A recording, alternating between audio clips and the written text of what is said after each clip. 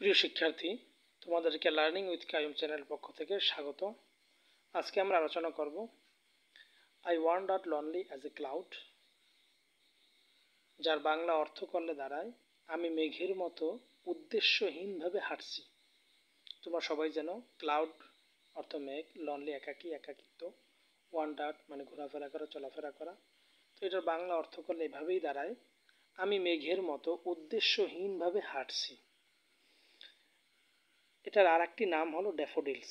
Daffodils অর্থ হলো, daffodils মানে একটি ফুল।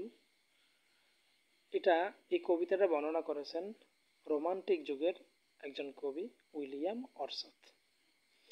তিনি জন্মগ্রহণ করেছেন 1770 সালের মে মাসের 7 তারিখ কুকারমাউথ, ইংল্যান্ডে। আবার তিনি মৃত্যুবরণ করেছেন 1850 সালের এপ্রিল মাসের 23 তারিখ রিডল শহর, ইংল্যান্ডে। তিনি টোটাল 80 বছর জীবিত ছিলেন। তিনি সর্বপ্রথম স্টাডি করলেন এসটি জনস কলেজ এবং ক্যামব্রিজে।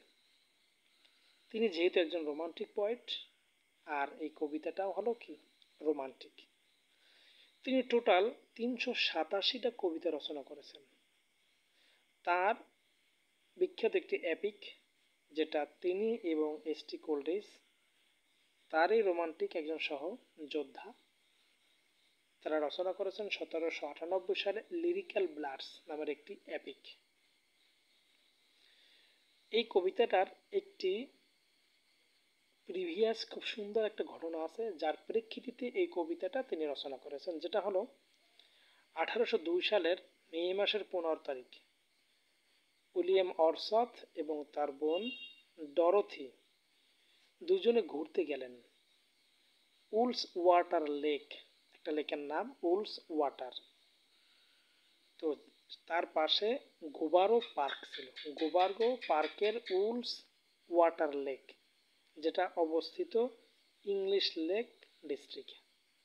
মানে ইংলিশ লেক ডিস্ট্রিক্ট, যেখানে গোবারো একটি পার্ক ছিল, ওই পার্কের পাশে উলস ওয়াটার নামের একটা লেক ছিল। সেই লেকে উইলিয়াম ওয়ার্ডসওয়ার্থ এবং তার বোন ডরোথি দুজনে মিলে ঘুরতে গিয়েছিলেন। তো সেখান থেকে ঘুরে আসার 2 বছর পর, অর্থাৎ 1804 সালে তিনি এই কবিতাটা সর্বপ্রথম লেখা শুরু করেন, অর্থাৎ প্রকাশ করেন। পরবর্তীতে তার বোনের কাছ থেকে 1807 সালে, অর্থাৎ 3 বছর পরে, তার বোনের কাছ থেকে আরো কিছু নিয়ে আবার তিনি লেখালেখি শুরু করেন। তারপরে 1807 সালেই পাবলিশ করেন।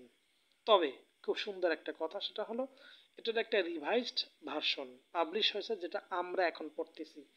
এটা পাবলিশ হয়েছে 1815 সালে। এই কথাটা কিন্তু মনে রাখতেই হইবে। সেটা হলো যেটা রিভাইজড ভার্সন, যেটা এখন আমরা পড়তেছি, I wandered lonely as a cloud. এটা প্রকাশিত হয়েছে 1815 সালে।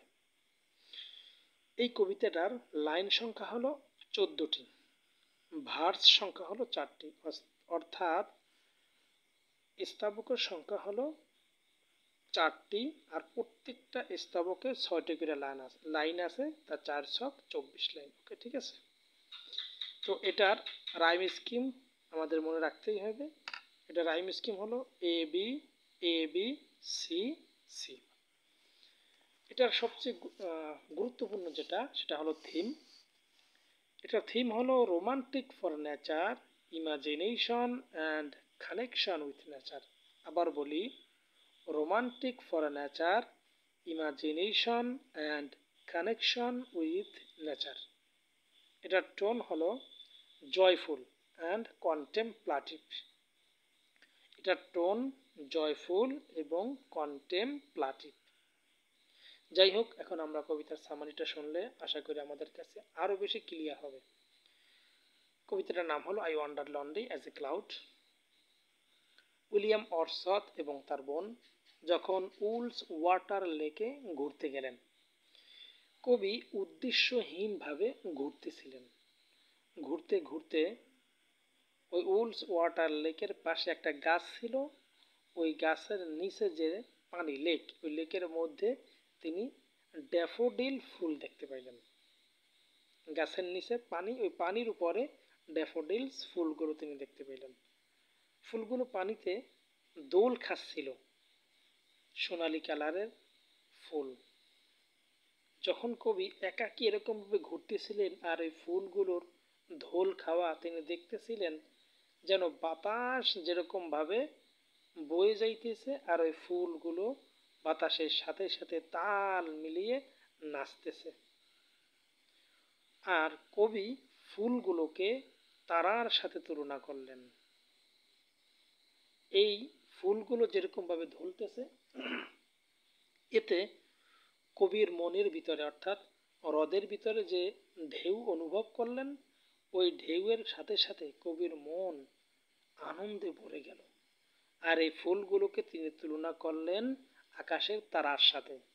আকাশের তারা যেরকমভাবে ঝলমল করে, ঠিক যেন এই ড্যাফোডিল ফুলগুলো ওই হ্রদের ভিতরে যে ঢেউ হয়, বাতাসের সাথে সাথে ওই ফুলগুলো নাচতেছে, কবির মনে আনন্দ দিতেছে।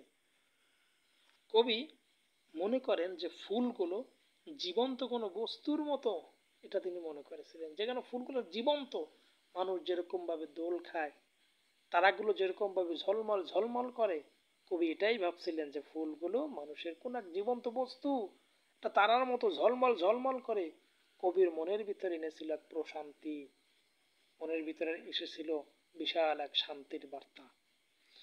তো সেখান থেকে 2 বছর পর এবং 5 বছর পর কবি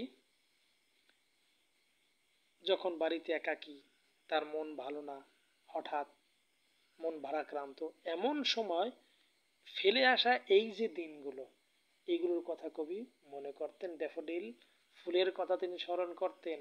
সাথে সাথে কবির মনের ভিতরে সব দুঃখ কষ্ট ভুলে মনটা যেন আনন্দে ভরে যেত।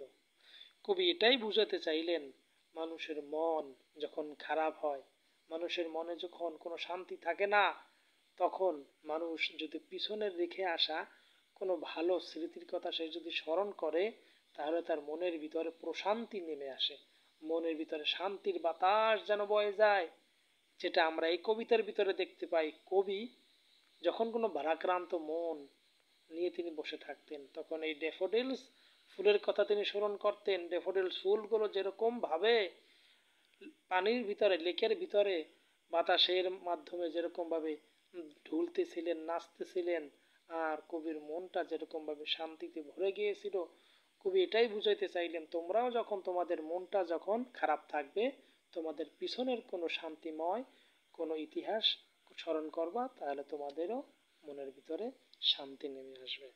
তো এটার থিমটা আমি আরেকবার বলি, খুবই গুরুত্বপূর্ণ, মোস্ট ইম্পর্টেন্ট, যে রোমান্টিক ফর নেচার, এটা theme, romantic for nature, imagination and connection with nature. Romantic for nature. আরেকটা কথা হলো, মানুষ যখন নেচারের কাছে যায়, প্রকৃতির কাছে যায়, মানুষের মনের ভিতরে অনাবিল শান্তি নেমে আসে। যখন, এটা স্বাভাবিক, এটাই বাস্তব, মানুষ কল্পনার জগতে হারিয়ে যায়, নেচারের সাথে মানুষ যখন লেগে থাকে, তার অন্তরে শান্তি লাগে, শান্তির বাতাস, এক কথা সুবাতাস যেন বয়ে যায়।